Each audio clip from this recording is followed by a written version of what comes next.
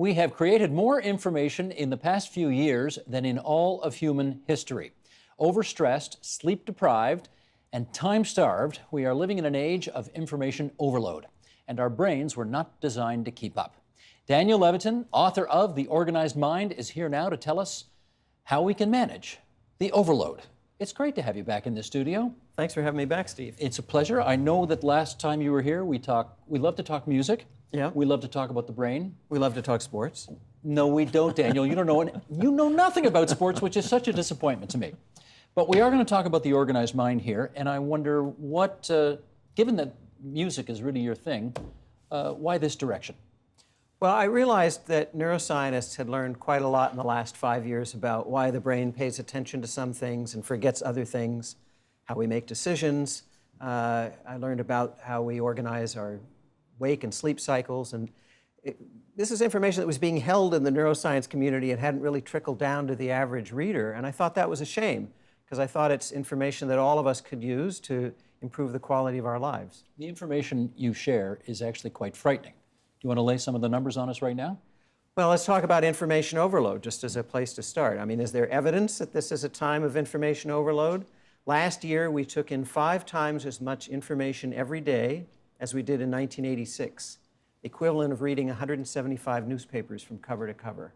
In our leisure time alone, we processed 34 gigabytes of information every day.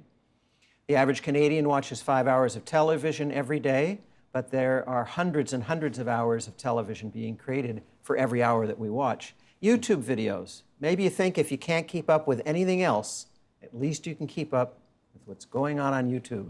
So you get home after a long day, you watch YouTube for an hour, but what you should know is that for every hour that goes by, there are 6,000 hours of YouTube videos being uploaded, new videos. So you're already 5,999 hours behind. Never going to catch up. And what about the grocery store?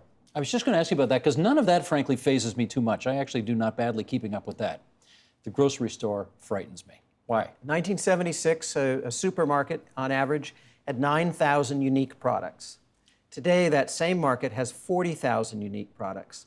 And because the average Canadian gets most of their shopping needs met in about 150 items, it means that you have to ignore 39,850 items just in order to fill your cart. And you're not really ignoring them. That's not the way the brain works, right? You're looking for Honey Nut Cheerios, and you got to go Grape Nuts, no. Sugar Smacks, no. Fruit Loops, no. Regular Cheerios, multigrain Cheerios. Each thing that you ignore uses up neural resources and depletes those neurobiological resources, so that by the time you find the thing you were looking for, you're already tired. And what's happening in our brains when our brains are in a state of information overload?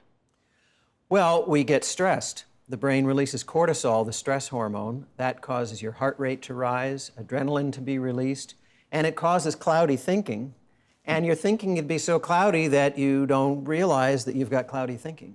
Here's a quote from the book. The brain is more like a big old house with piecemeal renovations done on every floor and less like new constructions. Explain. So we tend to think of the brain as this complicated thing that must have been designed in order to do what it did, but of course it wasn't. It evolved, and evolution doesn't really have a plan or a script to follow. It just does whatever works at the moment. In fact, it doesn't even do that. What happens is random mutations create different abilities or inabilities, and the natural selection works on those, and things that turned out to be adaptive get promoted. So we've got a bunch of different special purpose modules in the brain that were designed to do particular things. An example of this is that we've got a stress response that was designed to get us out of a jam in a fight or flight situation, but it's not very good at logical thinking. One of the things that cortisol does, the stress hormone, is that it shuts down everything that's not necessary for fighting or fleeing. It shuts down your reproductive system, your digestive system. Why? Your immune system. Because face-to-face with a tiger, it doesn't matter if you can fight off an infection or reproduce. You've got to deal with the tiger, because if you're its lunch, those other things become irrelevant. And logical thinking shuts down because, you can't work out math problems like the angle of incidence of a right cross to his snout or trying to figure out how you're going to communicate. There's a tastier gazelle 500 meters behind him. You've got to just act. And that impulsive act is very good for those kinds of situations. It's terrible for making important decisions, financial decisions, medical decisions. I thought Norman Doidge, though, people like him, have told us that the brain is plastic, the brain adapts to different circumstances, and maybe I'm inferring too much here, but I would have thought then, presumably, as the information overload happens, our brains adapt to it and are just able to be like sponges, take in more and more and more. Not true? Norman's right about brain plasticity. It's much greater than we ever thought before. And in many of the cases he writes about so eloquently, he's talking about recovery from injury or learning new things. Information overload is a different kind of thing. It's more like having too much of a drug or getting a gambling addiction. And I'll tell you why. There's this dopamine addiction loop that sets in. Dopamine evolved as a chemical in our brains to give us a little feel-good shot when we learn something new. Because ancient humans, our predecessors, there wasn't a whole lot new going on in their lives, in their world, right? But if they could attend to something new in the environment, like the location of a new well, a discovery where there's a new stand of fruit trees, things like that, if they were rewarded with learning and remembering that, it would have been adaptive for them. It would have conferred a survival advantage. Now, we're surrounded by newness in unprecedented proportions. Every new email, every new Facebook post, Twitter post, Tumblr, Vine, Instagram, and all the rest, they cause a little release of dopamine because they're new, but it becomes an addiction. You may remember a study done by my colleague Peter Milner at McGill back in the 1950s. Rats were hooked up to a device that gave a tiny electric shock to their limbic system if they pressed a bar in the cage. Do you remember this? Okay, yeah, heard of it. And what Peter found, by the way, he's in his 90s, he still comes to work. Great guy. So in his younger days, rats can press a bar, get dopamine in the brain. He thought that this was part of the brain's reward circuit. What do you suppose the rats did? They pressed the bar over and over again to the exclusion of everything else. They stopped eating, they stopped sleeping, they died of exhaustion from pressing the bar to get the dopamine. And if that compulsive pressing of the bar reminds you of somebody compulsively checking their email or their Twitter feed, it's no coincidence. It's the same dopamine loop. Is that to suggest that we are incapable of doing what everybody tells us we need to do nowadays, which is multitask? Turns out multitasking's a myth. And this has been shown by Earl Miller at MIT and others. The brain just doesn't work that way. So instead of juggling 4 or 5 different things at once, we're really paying attention to one thing and then another, a couple of seconds at a time, and then we come back round to the first. And we partition our attention and our brain into little bitty buckets and never really fully immerse ourselves in anything. Among other things, this causes us not to have, without the immersion in one idea, it's hard to really make a lot of progress in it. But also, there's a biological cost of switching from one thing to the next. It depletes neural resources that you need in order to stay focused, which is why after a little bit of multitasking, checking email and checking the phone and carrying on a conversation and doing this and this and this, you feel like you can't hold your concentration. It's because you've depleted the chemicals you need to do that. So we don't imagine that. That actually is a physical consequence of doing this and then this and then this and flitting all over the place. Absolutely. Now, there are some jobs that require multitasking, and you're in one of them. Yeah. Broadcast journalism, or any kind of reporter, right? You have to be paying attention to a whole bunch of things at once. And the thing that I think that is most like is a job that has very stringent requirements against working in that mode for too long, and it's air traffic controller. Like a journalist, an air traffic controller is monitoring a whole bunch of things all at once, and there's no air traffic controller in the world that's allowed to work longer than an hour and a half or 2 hours at a time without taking a real break, 15 to 30 minutes. Because they know that if they don't, they're not capable of following all of these different things to the same degree. Yeah. And then lives are at stake. Yeah. It's a slightly bigger deal than if I miss an assignment around here, right? Well, I don't know. I mean, the wrong story in the newspaper these days can cause an international incident. Well, I hear you. That's a good point. A lot of people do yoga now. A lot of people into this mindfulness, meditation, that kind of thing. It's very popular. Do you see a connection between information overload and these attempts to sort of quiet the mind? Absolutely. So there was an important discovery about 15 years ago by Marcus Rakel, who discovered a whole mode of brain processing that we didn't know about. He called it the task-negative network. I prefer to call it the daydreaming mode. It's, you know what it is. It's when you're staring out the window, your thoughts are loosely connected to one another, you're not really in control of them. Maybe you're having a margarita on the beach, maybe you're listening to music. You're sort of somewhere else. Turns out that that mode is the antidote for this over-caffeinated attention mode that we're in when we're engaged at work. And it exerts a natural pull on our consciousness. Our brain knows that it needs that antidote, that it needs the reset button. This hits the reset button in your brain if you allow yourself to do this. Yoga, meditation, mindfulness exercises help to pull us in that direction. The problem is, I think you've probably had this experience that I have. You're sitting at your computer, you're working, you're on a deadline, you feel your attention flagging, so you reach for another cup of coffee. Really, what you should do is let your attention flag for a good 10 or 15 minutes. Let your brain just wander, and then you come back to the task refreshed. Because if you allow your brain to wander, what? Better for your health? Better for your mental health because you're replenishing some of the neurochemicals that were spent, in particular glucose. Also, it's important for problem solving. If you can't solve the problem by thinking about it deliberately, it may be that it requires the kind of solution that only comes from making connections between things that you hadn't seen as connected before. And that's what the mind-wandering mode excels at. I think you go further, though. Do you not also say that a good 10, 15-minute nap, if you can do it during the course of your day, is as good as an hour and a half of sleep or something like that? That's exactly right. And it can increase your effective IQ by 10 points. If you're the kind of person who can take a nap.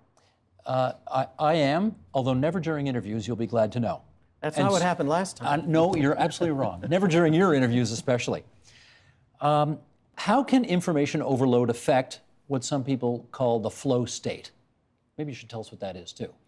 So the flow state was described most eloquently by the psychologist Csikszentmihalyi, Csikszentmihalyi.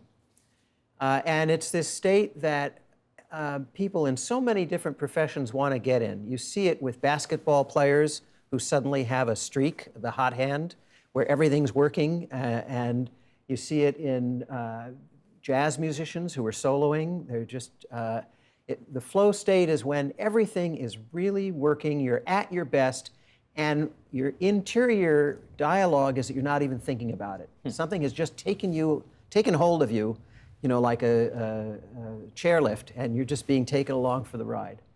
And computer programmers have it. I'm sure you've had it. Everybody has it, and it's a desirable state to get to, but you can't get there unless you've developed some expertise in your field, right? To be able to not think about what you're doing, you have to have put in the homework. And some say it's 10,000 hours. You and I have talked about this before. So the problem with the information overload state now is that so many of us are distracted by things that keep us from perfecting our craft or from excelling at the things that most interest us, whether they're at work or in hobbies.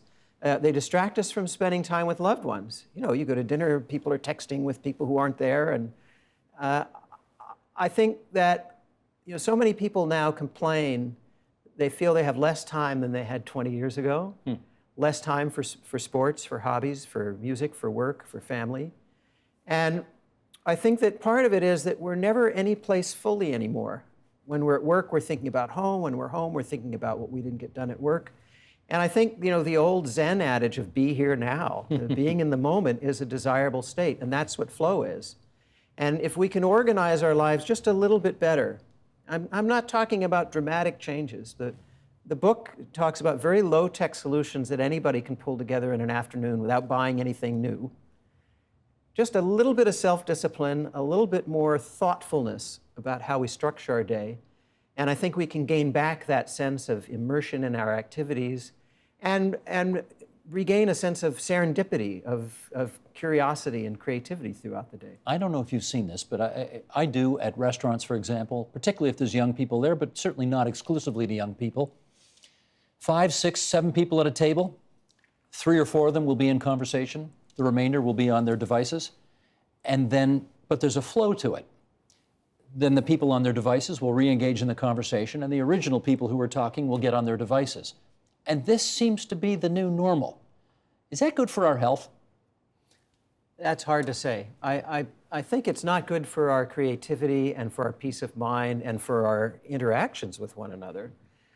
Whether it's bad for our health, it depends. If you become addicted to the dopamine loop of constant stimulation, it's only a matter of time before cortisol gets released in your brain. And cortisol is toxic. It causes heartburn and ulcers and all kinds of bad things. And as we were talking about earlier, it shuts down your immune system. So in that way, I would say, yes, it's bad for your health. Your fellow Montrealer, Susan Pinker, was in that chair not too long ago, talking about the village effect, which was the name of her book. And basically, she says, in this very funny world where everybody's friends with everybody virtually on Facebook, we actually have less interpersonal contact than ever. And she would go so far as to say, it's, it is bad for your health. It's not good not to have the kind of real person-to-person, face-to-face contact.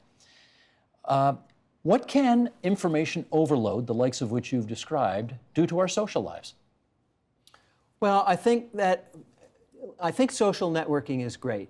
At least in my own life and the lives of the people I'm in touch with, it's made it easier for us to stay in touch with each other. In a very quick sweep, I can see the photos of the kids of my friend who's on the other side of the country, and I can see who's doing what, and it gives me a sense of community and a sense of belonging.